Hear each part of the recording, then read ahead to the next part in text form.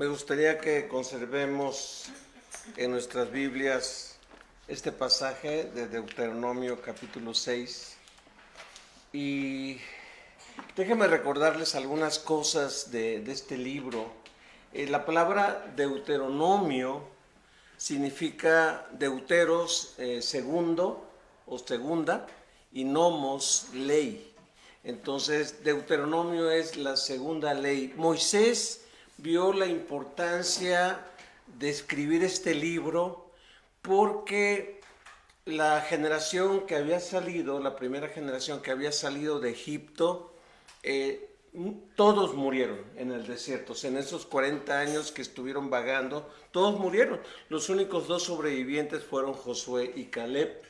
De tal manera que había jóvenes de 40 años, jóvenes de 35, de 23, de 20, de 15, de 10, niños de 5 años que ellos no habían visto las grandes maravillas de Dios. Entonces, para Moisés y obviamente para Dios era bien importante hacer un repaso. No es de que fuera una ley diferente, sino que era un reforzamiento de la ley que Dios había dado pues desde el monte Sinaí a este Moisés, ¿no? Entonces me llama mucho la atención que cuando el Señor Jesucristo fue tentado, él utiliza dos pasajes de Deuteronomio capítulo 6 y un pasaje de Deuteronomio 8. En la primera tentación, él utiliza Deuteronomio 8 para responder a la tentación. Él dice, no solo de pan vivirá el hombre, sino de toda palabra que sale de la boca del Señor, ¿no? Y en la segunda y tercera tentación, él utiliza Deuteronomio 6, donde dice, no tentarás al Señor tu Dios, no probarás al Señor tu Dios. Y la última respuesta a la última tentación es, al Señor tu Dios adorarás y a Él solo servirás. En otras palabras, obviamente es Jesús, ¿no? Pero como humano, Él tenía bien digerida, bien masticable, bien fresca la enseñanza de Deuteronomio. De Deuteronomio. Y no importa la edad que tengamos, yo pienso que si tenemos 50, 60 o menos años, si tenemos más años, yo creo que podemos memorizar. Tal vez tú digas, memorizar es para los jovencitos o para los niños. No, tú y yo todavía podemos memorizar la palabra. Obviamente no podemos toda, pero sí enfrentamos muchas veces tentaciones y no tenemos la Biblia a la mano, como decía Toño hace rato. A lo mejor estamos en la oficina, en el salón de clases, en la construcción, en la universidad, en el trabajo, en diferentes circunstancias y no tenemos a la mano la Biblia. Pero si la hemos memorizado, si la tenemos fresca, si estamos meditando continuamente en la palabra de Dios, podemos responder a cada tentación, a cada situación, como el Señor Jesucristo nos da ejemplo de eso. Yo en la introducción que ustedes pueden ver en la pantalla, pueden ver que yo pongo lo siguiente: la Biblia en prácticamente todos sus libros le pide a los creyentes una entrega total. Dios no quiere una entrega a medias, una adoración total a nuestro Dios. Claramente nos enseña que nuestro Dios está por encima de toda deidad, de todo tipo de Dios con D minúscula, de todo ser creado en ese aspecto y que exige adoración completa. Hacer esto es humanamente imposible. ¿Por qué? Porque somos muy dados a adorar ídolos, somos muy dados a colocar muchas cosas en el lugar de Dios. Puede ser el trabajo, puede ser el dinero, puede ser nuestra familia, cosas que no necesariamente son malas, pero que nunca van a ocupar el lugar de Dios, nunca. Así que cuando Dios nos dice, quiero una lealtad completa, quiero una lealtad total, quiero una adoración completa, nada más a mí, no te distraigas, no te desvíes, Él sabe, y en la práctica tú y yo sabemos que es imposible. Hay muchas distracciones, hay muchas cosas que nos jalan, hay muchas cosas que nos atraen y necesitamos la gracia de Dios, necesitamos de su ayuda para que esto que Él nos pide sea posible. Basado en este pasaje de Deuteronomio, capítulo 6, yo le titulé a este mensaje Adoración completa a nuestro Dios. Es decir, que nuestra adoración sea completa a nuestro Dios. Yo sé que usamos esa expresión de manera cotidiana o de manera a veces hasta pensando o sin pensar, ¿no? De repente un hombre le dice a su mujer amada, te adoro. El gran maestro Armando Manzanero compuso una canción que se llama Adoro. Y habla del amor hacia una mujer. Técnicamente hablando, la adoración nada más debe ser a Dios. Porque la mujer, el hombre y cualquier otra persona no son Dios. Son seres creados, ¿sí? Así que le podemos decir a nuestro hijo, a nuestra hija, a nuestra nieta, te adoro, eres preciosa y todo esto. Mal. La única adoración, la adoración completa debe ser a nuestro Dios. Podemos amar, podemos cuidar, podemos admirar, podemos expresar diferentes tipos de sentimientos a seres que amamos, pero nunca ellos o ellas van a ocupar el lugar que solamente Dios merece. Algunos comentaristas dicen que Deuteronomio 6, 4 en adelante es como el credo de los judíos. Era lo que ellos llamaban Shema, o el verbo que significa escucha. Es un verbo imperativo, es un mandato. Escucha Israel, escucha Israel. Y ya lo habíamos visto en el estudio de Jueces, que es una palabra que es un verbo conjugado en segunda persona del singular. Escucha tú, escucha, el mandato de Dios es para ti. No, aunque involucra a toda tu familia, aunque involucra a todo el pueblo de Dios, aunque puede involucrar a la iglesia o a Israel mismo o a un país, el mandato es para ti. Es para mí. Cada uno de nosotros nos debemos de apropiar de esto, pensando en que si lo hacemos, nuestra comunidad, nuestra familia, nuestros seres queridos van a ser beneficiados, van a ser bendecidos. Si escuchamos, si atendemos, si obedecemos, va a haber bendición. No significa que se van a eliminar los problemas, no significa que no vamos a enfrentar dificultades, pero lo que sí significa es que vamos a tener bendición por escuchar, por obedecer al Señor. Así que, pensando en este verbo de escucha, oh Israel, yo le titulé este mensaje Adoración completa a nuestro Dios. Y quiero dejarles 3 pensamientos de este pasaje. El primer pensamiento lo encontramos en el versículo 4. El versículo 4 nos dice en la Nueva Traducción Viviente lo siguiente: escucha Israel, el Señor es nuestro Dios, solamente el Señor. Ahora, está diciendo solamente, me gusta la traducción de la Nueva Traducción Viviente, solamente. Es decir, no hay más. No hay más. En la Reina Valera 60 dice, escucha Israel, el Señor nuestro Dios es uno. Y me llama mucho la atención, no me había fijado hasta que estuve estudiando esto, que la palabra ejat, que significa uno, termina en una D, termina en una Dalet de las letras hebreas. Pero la estuve comparando y sí, el comentarista comenta eso. La letra D es una letra más grande de lo normal. Cuando se escribe en hebreo, se escribe más grande de lo normal. Y se decía un comentarista, ¿por qué Moisés, o el que escribió estos mandamientos, por qué hizo o enfatizó poniendo una letra más grande al decir que es uno? Porque nuestro Dios es único.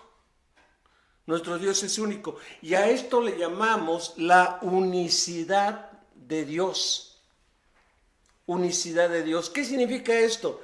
Que nuestro Dios no se puede partir. ¿Sí? Cuando decimos partir, es que, bueno, tengo a Dios, pero le agrego otras cosas. Le agrego otras cosas. Las religiones cananeas, veíamos también el miércoles en nuestro estudio de Jueces, lo siguiente. Los cananeos adoraban a Baal, pero no nada más tenían un dios. Tenían un dios varón, Baal, y tenían una diosa Baal, mujer, que era Acera o Astarot. Pero además tenían diferentes dioses y muchas veces ellos decían, bueno, para tal ciudad necesitamos otro Baal, para tal otro pueblo y aldea necesitamos otro Baal, y así necesitamos diferentes Baales. Los egipcios eran iguales. Los egipcios decían, bueno, adoramos a Amón-Ra, al dios Sol, pero también adoramos al Nilo, adoramos al río.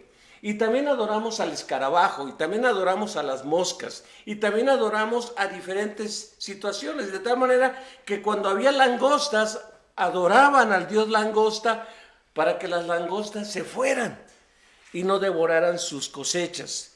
Cuando había escasez de agua, adoraban al dios Nilo, al río, para que hubiera suficiente afluencia y ese río desprendiera una especie de limo, una especie de fertilizante sobre la tierra, para que a su vez esto produjera pues cosecha, produjera pues cosas para qué comer, ¿no? Así que ellos tenían infinidad de dioses y de hecho las 10 plagas era un juicio de Dios, el único Dios, contra cada dios de los egipcios.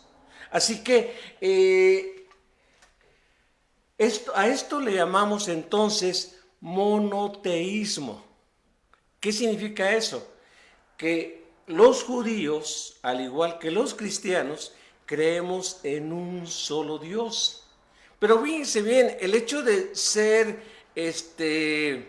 creer en la unicidad de Dios no significa que somos unitarios. Desgraciadamente hay personas que se dicen cristianas que dicen que son unitarios. ¿Qué significan los unitarios?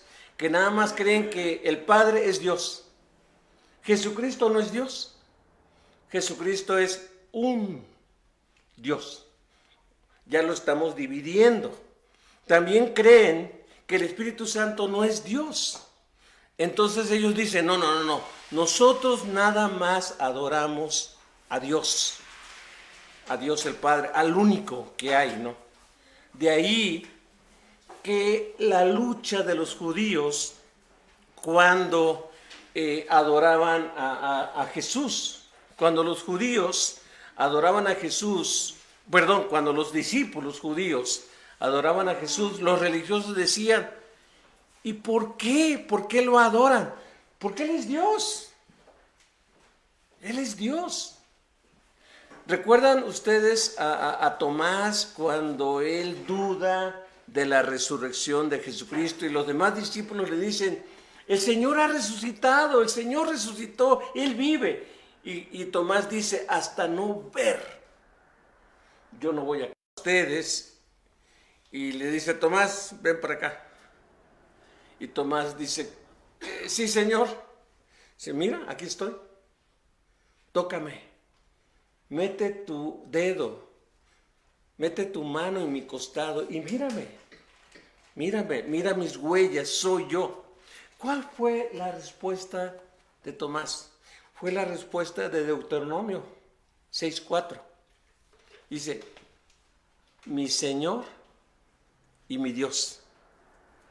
El Señor es Dios, o Dios es Señor. En otras palabras, Dios no se divide. Por eso no tenemos que tener un Dios y un sinnúmero de escalerita de dioses pequeños o de santos para acercarnos a Dios. La gente, tristemente, en la tradición popular o en la religión popular, necesitan de intermediarios para acercarse a Dios, cuando el único intermediario es Jesucristo. Necesitan de una diosa mujer, de alguien que diga, se va a compadecer de mí y me va a hacer que el Padre me oiga. Y adoran a una diosa, como le llama Daniel y Jeremías a la reina del cielo. Entonces, o adoran a cualquier otro personaje. ¿Por qué? Porque dicen, no concibo a un solo Dios. Nuestro Dios es único. Lo que está diciendo es que Él es único y Él no comparte su gloria con nadie. Es interesante que todavía Felipe, y lo hemos visto varias veces en el Evangelio de Juan, Felipe le dice a Jesús, Señor, ya que te vas, muéstranos al Padre. O sea, muéstranos al mero mero y nos basta. Y Jesús le dice, tanto tiempo he estado contigo y no sabes que somos el mismo. El que me ha visto a mí, ha visto al Padre. Las cosas que yo le vi al Padre, esas cosas yo hago. Las cosas que le oí, esas cosas digo. Entonces, y luego el Señor dice, el Padre y yo, uno somos. Entonces, el judío decía, en tres personas, Dios Padre, Dios Hijo y Dios Espíritu Santo. Así que el creer en la Trinidad no afecta Deuteronomio 6:4. Sigue siendo un solo Dios. Y si es un solo Dios, Él dice, el Señor es nuestro Dios, solamente el Señor, solamente Él. No hay más, no tenemos que dividir nuestra adoración. Él no tiene que compartir nuestra adoración con otras personas. Y es muy interesante, yo escuchaba en la mañana lo siguiente, tristemente el cristianismo se dividió en algún punto de la historia. Y de repente de ser una fe teocéntrica o cristocéntrica, se convirtió en una fe antropocéntrica. ¿Qué significaba eso? Que la creencia y la fidelidad de las personas dependía de una persona. Dependía de uno que tal vez estuviera al frente o de uno que estuviera haciendo algo. Y la iglesia existía si esta persona estaba o no estaba. ¿Sí? Entonces, ¿cuándo fue esto? Si el propósito de que la iglesia se reuniera no era para admirar ni adorar a alguien, era para adorar al Señor, porque Él es único. Así que cuando tú adores a Dios, dile, Dios, límpiame, Dios, purifícame, quita cualquier distracción, quita cualquier cosa que quiera ocupar tu lugar. Es más, quítame a mí, si yo soy el que quiero ocupar el lugar que solamente a ti te corresponde. Fíjense, cuando el joven rico, cuando él creyó que cumplía con todos los mandamientos de Dios, nada más estaba pensando en yo. ¿Has hecho esto? No, no lo hago. Y el Señor le dice, bueno, vámonos a la primera tabla, vamos a ver qué tanto amas a Dios.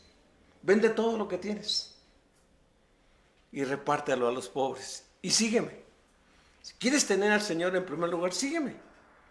Dice que el joven se retiró triste porque tenía mucho. ¿Qué significaba eso? Que adoraba lo que él representaba al reino de Dios. No podemos. Es tremendo. En una isla, en una aldea, en un lugar lejano, los nativos de ese lugar atrapan a changuitos con unas botellas y les ponen una fruta que a los changuitos les gusta. Entonces, cuando los changuitos van y ven la fruta que les gusta, meten su bracito y agarran la fruta. Entonces, quieren sacar su bracito y no lo pueden sacar. Porque entonces uno dice, ¿cómo lo metió? Ah, pues lo metió con la mano abierta. Pero como tienen la manita cerrada con la fruta, con lo que aman, no pueden sacarlo. Entonces ven que llega el hombre terrible a atraparlos y a encadenarlos. Ellos desesperados quieren sacar su bracito de allí y no pueden, porque aman más lo que tienen en la mano. Si tan solo soltaran, podrían sacar su bracito y huir. Muchas veces nosotros no tenemos una adoración completa a Dios porque amamos otras cosas y olvidamos que Él es uno, solamente Él. El segundo pensamiento va por la misma idea. Adoración completa a Dios, adoración completa a nuestro Dios porque Él lo demanda todo. Es la realidad de nuestro Dios. Vean lo que dice versículos 5 y 6 de este capítulo 6 de Deuteronomio. Ama al Señor tu Dios con todo tu corazón, con toda tu alma y con todas tus fuerzas. Versículo 6. Debes comprometerte con todo tu ser a cumplir cada uno de estos mandatos que hoy te entrego. Ama al Señor tu Dios. Cuando dice ama al Señor tu Dios es prefiérelo a Él por sobre todas las cosas. Y pudiéramos decir que amar es creer. Si le amamos, le creemos. Y si le amamos, le obedecemos a lo que Él nos dice. El Señor Jesucristo lo dijo. Si me aman, ¿qué? Guarden mis mandamientos. Si me aman, guarden mis mandamientos. O sea, el amor produce fe. El Nuevo Testamento le agrega, cuando Jesús repite este mandamiento, le agrega con todo tu alma, con todo tu corazón, con todas tus fuerzas y con toda tu mente. Pero en sí, lo que está diciendo es, ama al Señor con todo tu ser. Si no nos queremos hacer bolas con qué significa corazón, qué significa alma, qué significa fuerzas, pudiéramos mencionar cada una de estas. Cuando habla de corazón está hablando de el centro de nuestro ser, está hablando de nuestras emociones, nuestros sentimientos. El alma va por el mismo estilo, tiene que ver con todas las sensaciones humanas que nos rodean, y las fuerzas tienen que ver con nuestra voluntad. Pero lo que, si quisiéramos resumirlo, es ama al Señor. Dios quiere que lo amemos con todo nuestro ser. Por eso le puse a esto, lo demanda todo. Y es ahí donde nos atascamos, donde temblamos y donde decimos, ¡ay! Está difícil esto. Los mismos discípulos le dijeron a Jesús, si esto es así, ¿quién podrá ser salvo? Es como cuando cuando estaban hablando del divorcio, ¿no? Dice, no, pues entonces no conviene casarse. Digo, si el matrimonio es así, si demanda esto, entonces no conviene casarse. Y Jesús les dice, lo que es imposible para los hombres es posible para Dios. Lo que tú no puedes hacer es posible con Dios. Por eso le debemos rendir a Dios nuestro matrimonio, le debemos de rendir a Dios nuestra soltería, le debemos de rendir a Dios nuestra familia, todo nuestro ser y decir, Dios, por tu gracia, ayúdame a hacer lo que me pides. No me gusta, no soy muy dado, si quieres llamarle, no tengo la disciplina, se me olvida, necesitaría yo ponerlo esto en mi celular, en mi calendario, necesitaría yo hacer esto, otro. No puedo por mí mismo. Pero allí necesitamos la gracia de Dios. Amarle por sobre todas las cosas. En otras palabras, que Él sea el primer lugar. Que Él sea el primer lugar. ¿Qué sucede? Y corrige. Arrepiéntete. Ya te diste cuenta que no soy el primero, ya te diste cuenta que no soy lo más grande para ti. Arrepiéntete y caminamos juntos. Arrepiéntete. No te quedes con la culpa, no te quedes con no puedo, no te quedes con no sirvo, no te quedes de no soy para Dios. No, esas son mentiras que el diablo quiere usar para desanimarte y para decir, siempre vas a ser un cristiano mediocre. Siempre vas a ser un cristiano que ahorita está y después no está, que ahorita anda, que después no anda. Eso es lo que quiere el diablo. Lo que Dios quiere es, ¿ya te diste cuenta? Arrepiéntete y pide la gracia de Dios, pide la ayuda de Dios, dile, Dios, no puedo. Dios, me cuesta mucho trabajo ser constante, me cuesta mucho trabajo serte fiel, me cuesta mucho trabajo, me distraigo con cualquier cosa, ayúdame. Y Dios nos ayuda. Pero esta es la cuestión. Dios le dice en este mismo capítulo al pueblo, cuando entres a la tierra que yo te he dado por heredad, vas a ser tentado para adorar otros dioses. Y cuando veas que vienen sequías y tú digas, ay, ¿cómo le irá mi cosecha? En lugar de buscar a los Baales, búscame a mí. En lugar de confiar en lo que confían otras personas, búscame a mí. Hay cristianos bien ingenuos que se levantaban un domingo y hermanos, gracias a Dios me fui a hacer una limpia. Fui a consultar a este chamán. Y uno dice, ¿qué? Y lo decían, gracias a Dios, bien agradecidos. A ver, ¿cómo que fuiste a consultar? ¿Que no crees que Dios te puede limpiar? ¿Que no crees que Dios puede renovar tu vida? ¿Que no crees que Dios puede hacer a un lado las cosas malas que te están pasando y encaminarte?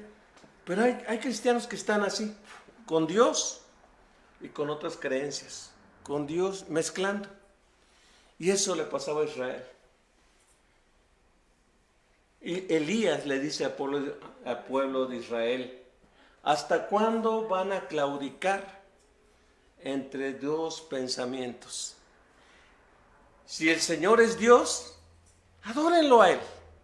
Si Baal es Dios, adórenlo a Él, pero no estén así. Y el pueblo empezó a decir, el Señor es Dios, el Señor. Deuteronomio 6:4. Pero poco les tardó la fidelidad, el gusto en ese aspecto. Y en último lugar, quiero comentar lo siguiente. Adoración completa a nuestro Dios porque es el mejor legado para nuestros hijos. Es la mejor herencia que le podemos dejar a nuestros hijos. Versículos 7 y 8 de Deuteronomio 6. Esto lo veíamos también el miércoles. Repíteselos a tus hijos una y otra vez. Habla de ellos, está hablando de los mandamientos, está hablando de sus enseñanzas, de sus ordenanzas. Habla de ellos en tus conversaciones, cuando estés en tu casa, cuando vayas por el camino, cuando te acuestes y cuando te levantes. Átalos a tus manos y llévalos sobre la frente como un recordatorio. Los judíos lo tomaron tan literal que ellos empezaron a hacer cajitas con textos bíblicos, con estos textos, y esto le llamaban las filacterias. Muchos se las amarraban aquí en la frente o en el brazo y todo esto, y era como un recordatorio de tener siempre presente la ley. No era tan... Dios no quería necesariamente eso, porque pudiéramos caer en una creencia religiosa y hasta supersticiosa de que si yo cargo con eso me va a ir bien. Hay personas que dijeron, no, yo traía la Biblia y me dieron un balazo. Y gracias a Dios por la Biblia, porque la Biblia detuvo la bala. Y ya de repente empiezan a adorar a la Biblia. No se trata. Si no le llegó la bala fue por la gracia de Dios, fue por el cuidado de Dios. Pero hay otras personas que aunque tengan la Biblia, llega alguien con una metralla y los deja allí, ¿no? Entonces no se trata de ser supersticioso con las cosas de Dios. Me va a ir bien esta semana porque el domingo estuve en la iglesia. Puede ser una mentira, puede ser que nos vaya terrible, pero porque estamos en esta guerra espiritual. Puede ser que hasta nos vaya peor. Yo escuché amigos que me decían, hermanos, oren por mí, porque desde que soy cristiano me está yendo peor. O sea, han dicho eso, ¿no? Dice, no, yo antes ni creía. Y mire, tenía yo trabajo, ganaba lo doble, hacía muchas cosas, y desde que soy cristiano me está yendo muy mal. Mentira del diablo. No engañemos, no nos confundamos con esto. Dios le dice, déjale esto a tus hijos. Lo que yo te mando, lo que yo te ordeno, lo que yo te pido, transmíteselos a tus hijos, porque les va a ir bien, les va a ir bien. No, repito, no nos confundamos, no significa que ya no tengamos problemas, pero vamos a tener más herramientas para enfrentar lo duro de la vida. Vamos a tener más opciones para enfrentar las diferentes avalanchas que se nos vienen, los diferentes tsunamis que se nos vienen por vivir en este mundo roto, en este mundo caído. Entonces, pensemos en nuestros hijos y no tenemos que estarlos sermoneando, estarles abriendo la Biblia y decir, mira, pecador, deja de estar haciendo esto, porque Dios no es así. Si Dios fuera terrible, tu hijo a la primera equivocación, ¡pum!, caería fulminado. Tu hija caería fulminada. Pero no es así. Es más, Dios protege a tus hijos a veces aunque se te olvide pedir por ellos. Dios los protege y Dios los saca adelante. Pero si queremos dejar una buena herencia, un buen legado, dejémosle lo que estamos aprendiendo de la palabra. Y en un momento decir, oye, ¿qué leíste hoy? ¿Qué aprendiste hoy? Y que te diga con sus palabras si habla trabado, si entendió, si no entendió. Es más, te da oportunidad para corregirle si no entendió bien lo que y yo recuerdo que a veces uno comete errores, pero es bueno preguntar. Recuerdo que un día estaba hablando a unos adultos acerca del arca de Dios, cómo los levitas cargaban el arca, Y estaba un matrimonio allá atrás bien preocupado y volteándose y diciendo el uno al otro, oye, qué tremendo ha de haber sido esto, ¿no? Y de repente se anima, la esposa levanta la mano y dice, oiga pastor, ¿cómo entre 4 cargaban el arca? Donde se metieron los animales y donde se metieron esto. No es el arca de Noé, es el arca del pacto. Y el grupo se rió. Pero qué bueno que esa pareja salió de la duda y ya estaban bien felices diciendo, ay, no era el arca, era el arca del pacto y todo esto. Pues a veces te van a preguntar cosas bien raras, pero es una oportunidad para responder, para enseñar, para dejar algo en sus vidas. Hay veces que te van a preguntar nada más para fastidiarte. Deja ese legado, deja ese legado. Una vez mi hermano mayor, que ya está con el Señor, él me dijo, ya eres cristiano. Entonces la Biblia dice que si te doy en una mejilla, vas a poner la otra. ¿Es cierto? Yo dije, ¿qué le contesto? ¿Qué le contesto? Digo, pues sí, dice la Biblia que tengo que poner la otra, ¿no? Y ya me iba a pegar y me dice así, ¿no? Pero él estaba bromeando, ¿no? Pero son cosas, bromas y cosas que prueban tu fe, que prueban tu confianza en Dios y qué tanto aplicas o mal aplicas la palabra de Dios. Como aquel futbolista, amigo mío, zurdo, tenía una zurda increíble, ¿no? Y de repente se le ocurre leer esa parte donde dice, si tu brazo derecho, si tu mano derecha es ocasión de caer, córtatela. Y él dijo, el soccer es mi perdición y mi pierna zurda es mi tentación. Entonces se fue a las vías del tren y estando mal, estando disvariado, puso su pierna izquierda y el tren pasó y le llevó la pierna. ¿Por qué? Por malinterpretar los mandamientos de Dios. Ahora sabemos que cuando Dios dice, sácate el ojo derecho o córtate la mano derecha, es lo más valioso que tengas. Si es la mano derecha, si es tu ojo derecho, aléjalo, pero que no te impida obedecer al Señor. Cualquier cosa que ames, cualquier cosa que sea importante, aléjala de ti. No dice literal, córtala. Sería absurdo.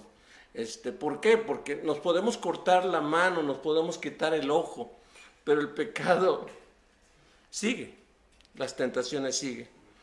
Quiero terminar pensando en lo siguiente. Considera este legado, considera esta herencia. Tal vez no le vas a dejar una casa, tal vez no le vas a dejar muchas cosas que uno quisiera dejarle a tus hijos, pero si tú le heredas el regalo de la vida eterna en Cristo, si Él puede aprender de ti a confiar en el Señor, amén, va a ser la mejor herencia. Conclusión, los tiempos que estamos viviendo demandan un compromiso completo. No hay de otra. No hay otra persona u otro ser digno de nuestra lealtad más que nuestro Dios, porque nuestro Dios es único.